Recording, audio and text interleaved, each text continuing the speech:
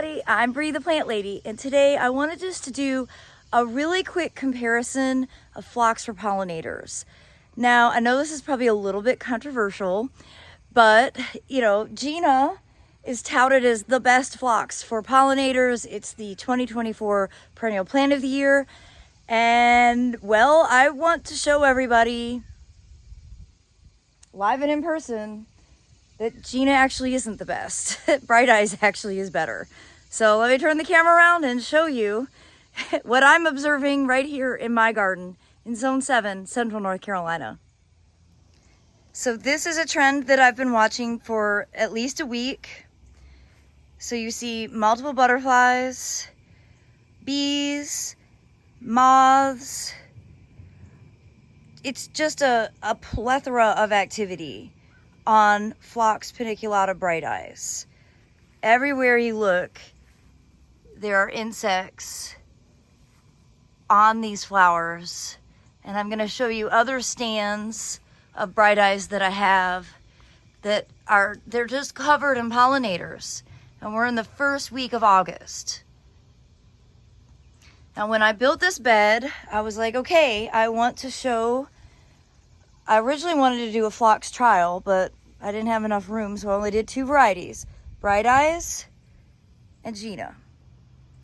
Now Jeana's only been in the ground a year, but it looks terrible because I didn't chop it and it's all floppy. So there you have the first thing. Bright Eyes is standing upright, has big flowers and looks like it's there on purpose. Jeana doesn't. And then I'm searching for insects. I'm not finding any. Okay, there's one moth back there, but that's it. There's no other insect activity here at all. Okay, there's one moth. And then we go back to Jeana, or I'm sorry, we go back to Bright Eyes.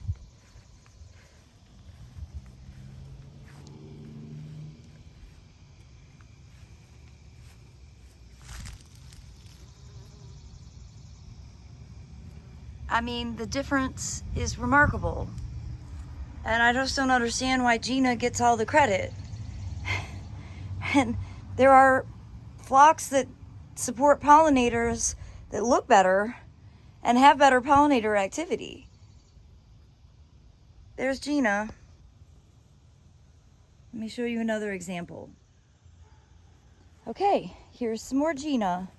Granted, these look a bit dry. There's no pollinators at all. What am I missing? And in my experience growing Jeana in the past, it actually didn't really perennialize very well for me because we're not cold in the winter. The ground doesn't freeze, it doesn't get any vernalization.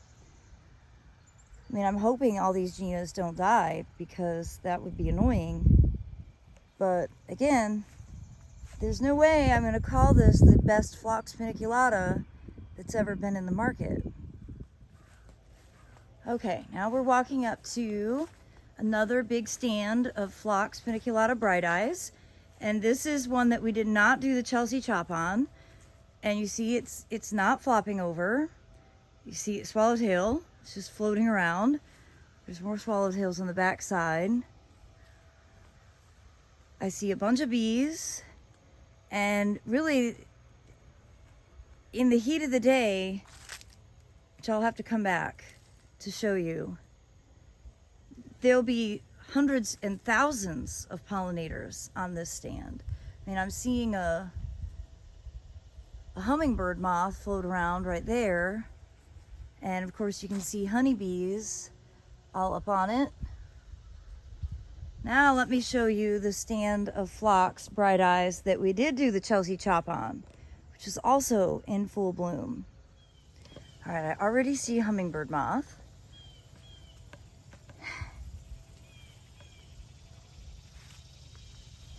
I just love those so much.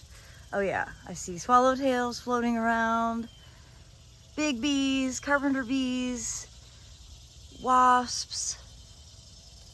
Yesterday I counted 17 butterflies at one time.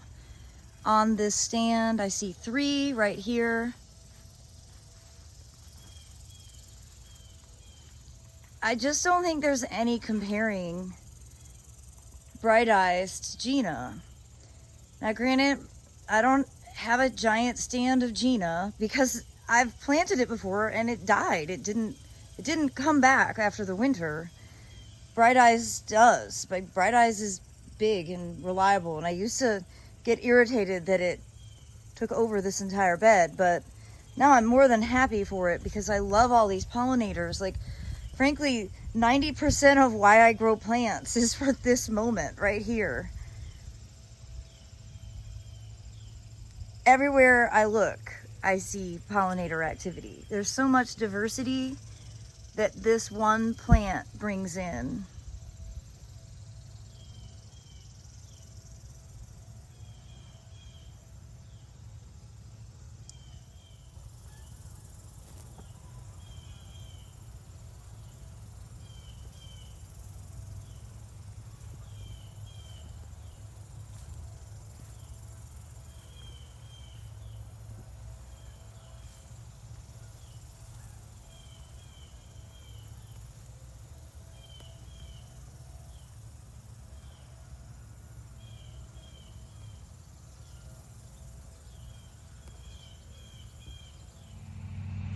All right, I'm just walking up today.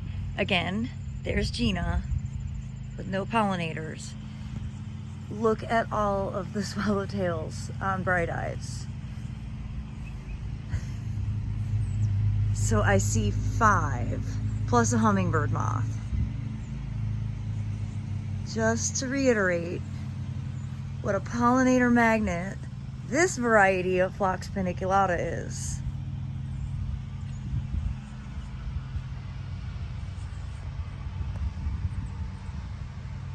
There's no pollinators on Jeana.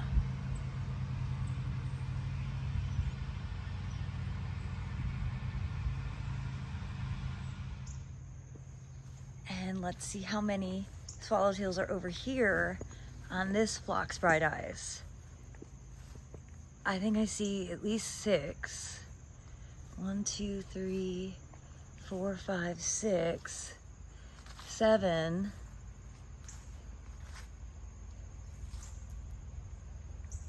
I love this time of year so much. And I love this Phlox so much. Just remember, not all Phlox are created equal. And Bright Eyes really is a fantastic variety.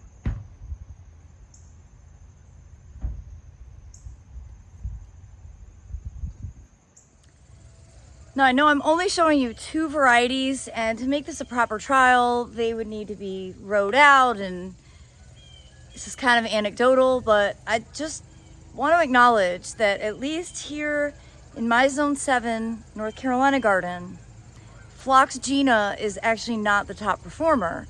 And so I want you all to think critically and recognize that some of the information that gets circulated from valid trials is better maybe information for the Mid-Atlantic and not for the Southeast.